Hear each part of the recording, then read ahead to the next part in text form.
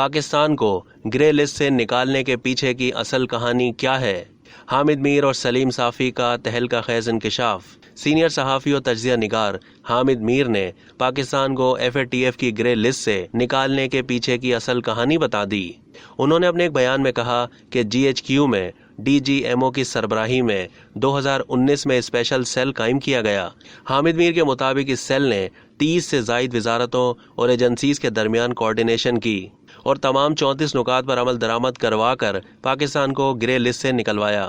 دوسری جانب سلیم صافی نے کہا کہ FATF کے گرے لسٹ سے پاکستان کو نکالنے میں آرمی چیف اور ان کی ٹیم کے ساتھ ساتھ سابق وزیر حماد اظہر، حبیب بینک کے سلطان علی علانہ، ISI، IB اور دیگر ایجنسیوں کا کردار قابل تحسین ہے۔